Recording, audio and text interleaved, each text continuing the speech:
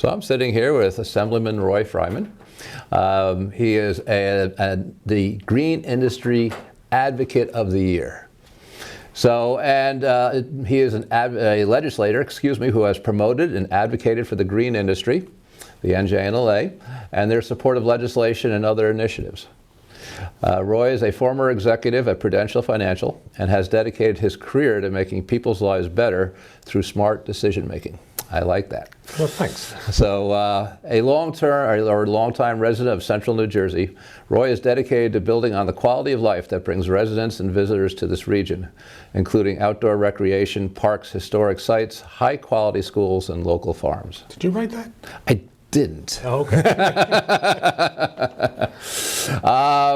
As chairman of the New Jersey Assembly Agriculture and Food Security Committee, he's working hard to keep the garden in the Garden State.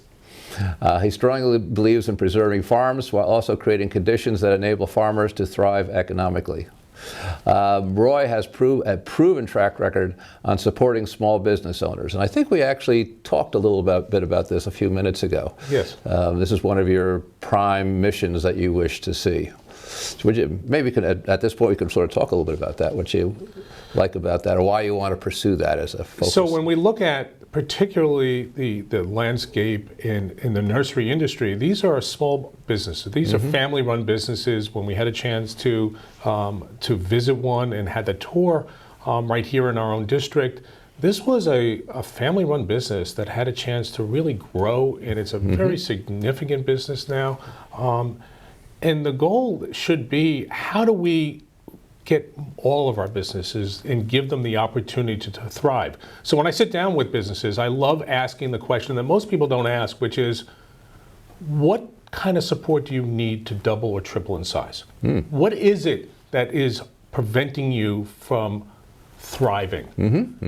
Because typically the kinds of conversations that we have, most people have with legislators are, please don't do X, Y, and Z. Correct.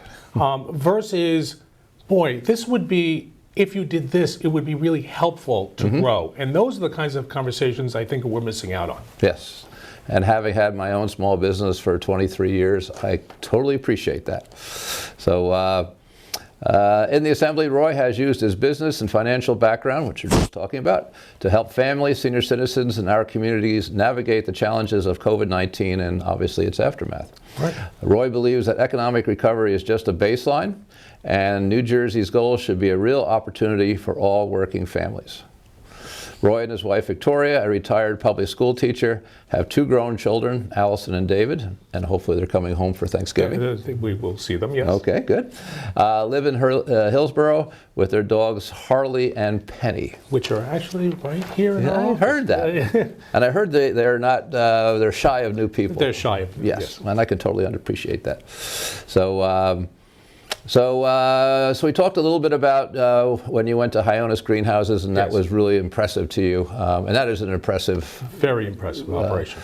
But it's what I always find interesting is that it should be a no-brainer that industry and all the NJNLA industries grow, because everybody really loves gardens. Everyone loves color, but it's difficult. And as you say, there's a lot of challenges to overcome. And I had been there as a customer for years, and that's where I source I grow tomatoes every year, and so when I had a chance to actually see behind the scene operation, I loved it, because every year I go and get my tomatoes from them. So it's and how they're automating the industry a little bit. It was fascinating. Yeah, it was fascinating. Yeah, actually, that was the first place where we did a Growing Green episode, which is also an NJNLA opportunity. So that was fun. So,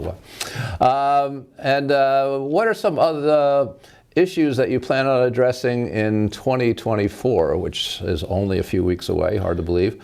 And obviously they don't need to be related to the green industry. So there's a lot of discussion going forward. The governor, as you just heard this week, they talked about electric vehicles and the mandates and moving to that. And I know we had talked about that, particularly in this industry. I'm a huge believer in electric vehicles. I own one, but I'm not a believer in the mandate approach. I do believe that we need to make it more of an incentive.